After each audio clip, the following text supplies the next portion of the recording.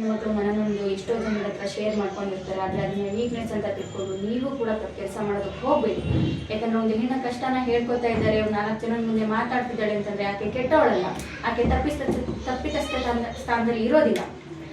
ಹಾಗೇನೆ ಇವತ್ತು ಕಲಾ ಅವರು ಕೂಡ ತುಂಬ ಮನನೊಂದು ಇಷ್ಟು ವರ್ಷ ಅವರ ಹಾಕಿರುವಂಥ ಕಣ್ಣೀರಿಗೆ ಒಂದು ಪ್ರತಿಫಲವಾಗಿ ಎಲ್ಲ ಹೆಣ್ಣು ಮಕ್ಕಳಿಗೂ ಕೂಡ ಸಾಂತ್ವನ ಅವರು ಹೇಳ್ತಾ ಇದ್ದಾರೆ. ನೋವು ಅವರದ್ದೇ ಇರ್ಬೋದು, ಆದರೆ ಸಾಂತ್ವನ ಎಲ್ಲರಿಗೂ ಹೇಳ್ತಾ ಇದ್ದಾರೆ. ಯಾಕಂದ್ರೆ ಒಂದು ಹೆಣ್ಣಿನ ನೋವು, ಒಂದು ಹೆಣ್ಣಿನ ಕೂಗು ಒಂದು ಹೆಣ್ಣಿಗೆ ಮಾತ್ರ ಅರ್ಥ ಆಗೋದು. ಮೇಡಮ್, ಇದಕ್ಕೂ ಮೇಲೆ ನಿಮ್ಮ ವೈಯಕ್ತಿಕ ವಿಚಾರಗಳನ್ನ ನಾನು ಕೇಳಲ್ಲ. ಹಾಗೇನೆ ನಿಮ್ಗಿರೋಂಥ ಧೈರ್ಯ, ನಿಮ್ಗಿರೋಂಥ ಒಂದು ನಂಬಿಕೆ ಎಲ್ಲ ಹೆಣ್ಮಕ್ಳಲ್ಲಿ ಇರಲಿ ಅಂತ ನಾನು ಕೇಳ್ಕೊತೀನಿ. ಇದೊಂದು ಸಂಭಾಷಣೆಯ ಮುಖಾಂತರ ಹೆಣ್ಮಕ್ಳಿಗೆ ಯಾವ ಥರ ಒಂದು ಮಾತು ಅಂದರೆ ಅವ್ರಿಗೆ ಒಂದು ಧೈರ್ಯ ಬರೋಕ್ಕೆ ಯಾವ್ದಾದ್ರು ಒಂದು ನಿಮ್ಮ ಕಡೆಯಿಂದ ಒಂದು ಒಳ್ಳೆ ಸಜೆಷನ್ ಕೊಡಿ. ಏನಿರಬೇಕು ಅಂತಂದರೆ ಯಾರನ್ನೂ ನಂಬೇಡ, ನಿಮ್ಗೆ ನೀವೇ ಅಷ್ಟೇ. ನಾನು ಹೇಳ್ತಾರೆ ಯಾವ ಗಂಡ ಅಪ್ಪ ಸ್ವಂತ ಬಂತ ಯಾವ ನೆಂಟು ಬಂದು ಬಳಗ ಯಾರು ಆಗಲ್ಲ. ನೀವು ಹೆಂಗೆ ನಿಂತ್ಕೋಬೇಕು ನೀವೇ ಡಿಸಿಷನ್ ಮಾಡಬೇಕು. ಹಾಗಾಗಿ ಮದುವೆ ಮಾಡ್ಕೊಳ್ಳೋದು ಬೇಡ, ಗಂಡ ತಪ್ಪಾದ್ರು ಅಂದ್ರೆ ನಾನು ಎಲ್ಲರನ್ನೂ ಹೇಳಕ್ಕೆ ನಾನು ಇಷ್ಟಪಡ್ತಲ್ಲ. ಕೆಲವೊಂದು ಗಂಡಸರು, ಕೆಲವೊಂದು ತಾಯಿ ತಂದೆ ಕರೆಕ್ಟಾಗಿ ಇಲ್ಲದವಾಗ ಆ ಹೆಣ್ಣಿನ ಜೀವನ ಯಾವ ಥರ ಬದಲಾಗುತ್ತೆ, ಯಾವ ಥರ ನೋವನ್ನು ಅನುಭವಿಸ್ತಾ ಇದ್ದಲ್ಲ ಅಂತಂದ್ರೆ ಅನುಭವಿಸೋರು ಮಾತ್ರ ಗೊತ್ತು. ಪ್ರತಿಯೊಂದು ಹೆಂಗಸರು ಅನುಭವಿಸ್ತಾ ಇದ್ದಾರೆ. ಎಲ್ಲ ಹೆಂಗಸರು ಕೆಲವೊಬ್ರಿಗೆ ನೋಡಿದ್ರೆ ಹೆಂಗಸರು ಚೆನ್ನಾಗಿದ್ದಾರೆ, ಗಂಡನ ಕಡೆ ಚೆನ್ನಾಗಿರಲ್ಲ, ಗಂಡಸರು ಚೆನ್ನಾಗಿದ್ರೆ ಹೆಂಗಸರು ಅದು ಎರಡು ಚೆನ್ನಾಗಿದ್ರೆ ದೇವರೇ ಸರಿಯಾಗಿ ಇರ್ತಿರಲ್ಲ ಅವ್ರ ಜೀವನ. ಸೊ ಹಾಗಾಗಿ ನಾನು ಏನಕ್ಕೆ ಇಷ್ಟಪಡ್ತೀನಿ ಅಂದರೆ ಹೆಣ್ಮಕ್ಳು ಆದಷ್ಟು ಅವ್ರು ಏನಂತಾರೆ ತರ್ಕಪ್ಪುಗಳಿಗೆ ತಾವೇ ಕಾಪಾಡ್ಕೋಬೇಕು. ಯಾವುದೇ ಕಾರಣಕ್ಕೂ ಯಾರೋ ಬರ್ತಾರೆ, ಯಾರೋ ನಮ್ಗೆ ಯಾವುದೋ ಪ್ರಾಬ್ಲಮಲ್ಲಿ ಇದ್ದಾವಾಗ ಯಾರೋ ಬಂದು ಕಾಪಾಡ್ತಾರೆ ಅನ್ನೋದು ಇರಲೇಬಾರ್ದು ಮನಸ್ಸಲ್ಲಿ. ನಮ್ಮ ಕೈಲಿ ಆದಷ್ಟು ಸುಮಾರು ಏನಂತಾರೆ ಕಲೆಗಳನ್ನ ಭಾಳ ಕಲ್ತಿರ್ಬೇಕು.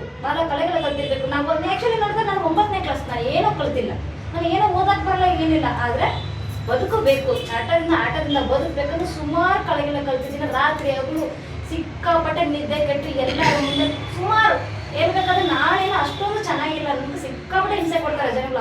ಅದನ್ನು ಅವ್ರ ಮುಂದೆ ಬೆಳೆದು ತೋರಿಸ್ಲೇಬೇಕು ಅಂತಂದ್ರೆ ಒಂದೊಂದು ನೋವು ಅನುಭವಿಸ್ ನಾವು ಅಷ್ಟೇ ತಾನೇ ಬಿಡು ಅಷ್ಟೊಂದು ನನ್ನ ತಲೆಯಲ್ಲಿ ತಗೊಂತಾ ಇಲ್ಲ. ಅಷ್ಟೇ ತಾನೇ ಬಿಡಕ್ಕಲ್ಲ, ನಿನ್ನ ಕೈಲಿ ಆಗುತ್ತೆ, ನನಗೆ ನಾನೇ ಧೈರ್ಯ, ನನ್ನ ಬೆಡ್ ನಾನೇ ತರ್ಸ್ತಾ ಇರ್ತೇನೆ. ಯಾರು ಬರಲ್ಲ, ಯಾರು ಬರೋದು ಬೇಡ, ಬಂದರೆ ಯಾರನ್ನ ಮುಂದೆ ಕೇಳ್ಕೊಂತಾರೆ, ಹಿಂದೆ ಅಳ್ಕೊಂತಾರೆ. ಯೂಸ್ ಇಲ್ಲ ಅಲ್ವಾ, ಯೂಸ್ ಇಲ್ಲ. ಸೀರಿಯಸ್ಲಿ ಮೇಡಮ್, ನಿಮ್ಮ ಮಾತು ಕೇಳಿದ್ರೆ ತುಂಬ ಖುಷಿ ಆಗುತ್ತೆ. ಯಾಕಂತಂದರೆ ಜನ್ಮ ಕೊಡೋ ತನಕ ತಂದೆ, ಮದುವೆ ಆಗೋ ತನಕ ಮಡದಿ ಸ್ಥಾನ ಕೊಡೋದು ಗಂಡ, ಅದು ಶಾಶ್ವತ ಅಲ್ಲ. ಎಷ್ಟು ಇವಾಗ 100ರಲ್ಲಿ 90 ಜನ ಅಪ್ಪ ಅಮ್ಮ ಗಂಡ ಮನೆ ಮಕ್ಕಳು ಎಲ್ಲ ಆಪತ್ರೆಗೂ ಸಿಕ್ಕಿ ನೊಂದೋಗ್ತಾ ಇದ್ದಾರೆ. ಆದರೆ ಕಲಾ ಅವರು ಪ್ರತಿಯೊಂದು ವಿಷಯದಲ್ಲೂ ಕೂಡ ನೊಂದು ಯಾರ ಸಪೋರ್ಟು ಇಲ್ಲದೇನೆ ಇಷ್ಟು ಮುಂದೆ ಬಂದಿದ್ದಾರೆ. ಇವತ್ತು ಅವರು ಎಲ್ಲರ ಮುಂದೆ ಒಂದು ಓಪನ್ ಆಗಿ ಅವ್ರ ಮನದಾಳದ ಮಾತು ಹೇಳ್ಕೊತಾ ಇದ್ದಾರೆ ಅಂತಂದರೆ ಅವ್ರು ತುಂಬ ನೊಂದಿದ್ದಾರೆ. ಯಾವುದೇ ಒಂದು ಹೆಣ್ಣಾಗಿ ಒಂದು ಕ್ಯಾಮ್ರಾ ಮುಂದೆ ಕುತ್ಕೊಂಡು ಪ್ರಪಂಚದ ಮುಂದೆ ತನ್ನ ನೋವನ್ನ ಹೇಳ್ಕೊಳ್ಳೋದಕ್ಕೆ ಇಷ್ಟಪಡಲ್ಲ. ಆಕೆ ಹೇಳ್ಕೊತಾ ಇದ್ದಾರೆ ಅಂತಂದರೆ ಅವ್ರ ಮನಸ್ಸಲ್ಲಿ ಏನೂ ತಪ್ಪಿಲ್ಲ. ಯಾಕಂದರೆ ಹೊರಗೆ ಪ್ರಪಂಚದ ಮುಂದೆನೇ ಹೇಳ್ಕೊತಾ ಇದ್ದಾರೆ ಅವರು, ನಾನು ಬೆಳಿತೀನಿ, ನಾನು ಬದುಕ್ತೀನಿ, ನಾನು ಏನಾದ್ರು ಸಾಧನೆ ಮಾಡಿ ತೋರಿಸ್ತೀನಿ ಅಂತ. ದಯವಿಟ್ಟು ಇಂಥ ಹೆಣ್ಮಕ್ಳುಗಳಿಗೆ ಕೆಟ್ಟದನ್ನ ಬಯಸಬೇಡಿ, ಇಷ್ಟೇ ನಾನು ಕೇಳ್ಕೊಳ್ಳೋದು. ಹಾಗೆ ಇನ್ನೂ ಒಂದು ಮಾತು, ಎಷ್ಟೋ ತಂದೆ ತಾಯಿಗಳಿಗೆ ಹೆಣ್ಮಕ್ಳು ಕಷ್ಟ ಅಂತಂದಾಗ ದಯವಿಟ್ಟು ಅವರ ಸಪೋರ್ಟಿಗೆ ನಿಂತ್ಕೊಳ್ಳಿ. ಮದುವೆ ಮಾಡ್ಕೊಂಡಿದ್ದೀನಿ ಅನ್ನೋ ಕಾರಣಕ್ಕೆ ಗಂಡ ಸರಿ ಇರ್ತಾರೆ ಅಂತ ಅಲ್ಲ. ಗಂಡನಿಗೂ ಕೂಡ ಒಂದು ಮಾತು ಹೇಳ್ತೀನಿ, ಹೆಂಡತಿನ ಹೆಂಡತಿಯಾಗಿ ನೋಡಿ, ತಾಯಿ ಸ್ಥಾನದಲ್ಲಿ ನೋಡಿ. ಆಕೆ ಅವಾಗ ನಿಮಗೆ ಅರ್ಥ ಆಗ್ತದೆ. ಅದನ್ನ ಬಿಟ್ಟು ಇಲ್ಲ ಆಕೆ ಇರೋದು ಮನೆ ಕೆಲಸ ಮಾಡೋದಕ್ಕೆ, ನನ್ನ ಮಕ್ಕಳನ್ನ ನೋಡ್ಕೊಳ್ಳೋದಕ್ಕೆ, ಮನೇಲಿ ಇರೋದಕ್ಕೆ ಆ ಥರ ಜೀತಿದಾಳಾಗಿ ನೋಡಬೇಡಿ. ಆಕೆಗೂ ಒಂದು ಆಸೆ ಕನಸು ಪ್ರತಿಯೊಂದು ಇರುತ್ತೆ. ಅಷ್ಟು ಆಸೆ ಕನಸನ್ನ ಹೊತ್ತಿ ನಿಮ್ಮ ಮನೆಗೆ ಬರ್ತಾಳೆ ಅಂದರೆ ಆಕೆ ನಿಮ್ಮ ಮನೆಗೆ ಕೂಲಿ ಆಳಲ್ಲ ಸರ್. ದಯವಿಟ್ಟು ಹೇಳ್ತೀನಿ, ಹೆಣ್ಣಿಗೆ ಬೆಲೆ ಕೊಡಿ. ಇದರಲ್ಲಿ ಇನ್ನೊಂದು ವಿಷಯ ಏನಂತಂದರೆ, ಕಲಾ ಅವರು ದೇವಸ್ಥಾನ ಸಿನಿಮಾ ಅಂತ ಮಾಡ್ತಾ ಇದ್ದಾರೆ. ಇದರಲ್ಲಿ ಹೆಣ್ಣು ಮಕ್ಕಳಿಗೆ ಪ್ರಮುಖವಾಗಿ ಆದ್ಯತೆಯನ್ನು ಕೊಡ್ತಾ ಇದ್ದಾರೆ. ಇದು ಹಿಂದೆ ನೀವು ಎಷ್ಟೋ ಹೆಣ್ಣು ಮಕ್ಕಳಿಗೆ ನೆರವಾಗಬೇಕು ಅಂತ ಅಂದ್ಕೊಂಡಿದ್ರ, ಹಿಂದೆ ಅದೊಂದು ಕಲಾ ಸೇವಾ ಟ್ರಸ್ಟ್ನ ಮಾಡಬೇಕು ಅಂತ ಅಂದ್ಕೊಂಡಿದ್ದೀರಾ, ನಾನು ಕೇಳಿದ ಮಟ್ಟಿಗೆ ಅನಾಥಾಶ್ರಮ ಮಾಡಬೇಕು, ವೃದ್ಧಾಶ್ರಮ ಮಾಡಬೇಕು ಅಂತ ಅಂದ್ಕೊಂಡಿದ್ದೀರ.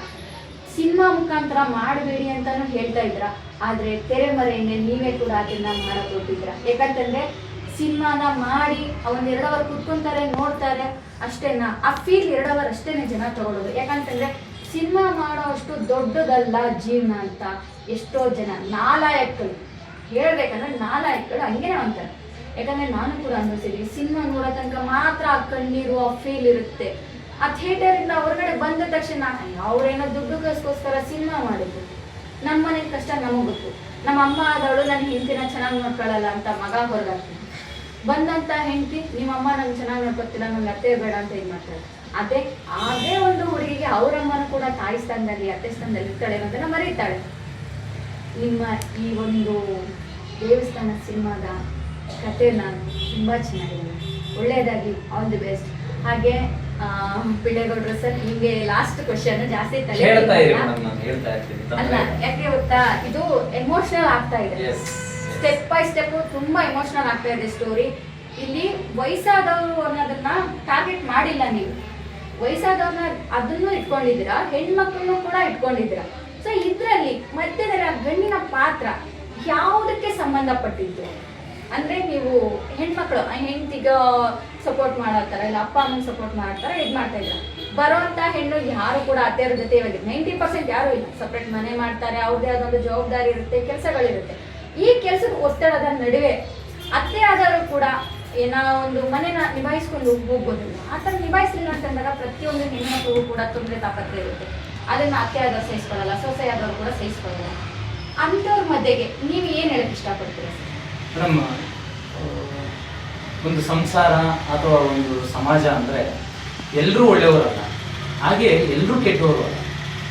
ಅವರ ಪರಿಸ್ಥಿತಿಗಳು ಅವರನ್ನು ಕೆಟ್ಟದ್ದು ಮಾಡ್ಬೋದು, ಅಥವಾ ಕೆಲವರು ಉದ್ದೇಶಪೂರ್ವಕವಾಗಿಯೇ ಇನ್ನೊಬ್ಬರನ್ನ ನುಡಿಬೇಕು ಅಥವಾ ಅವ್ರನ್ನ ಕೆಡಿಸ್ಬೇಕು ಅಂತೇಳಿ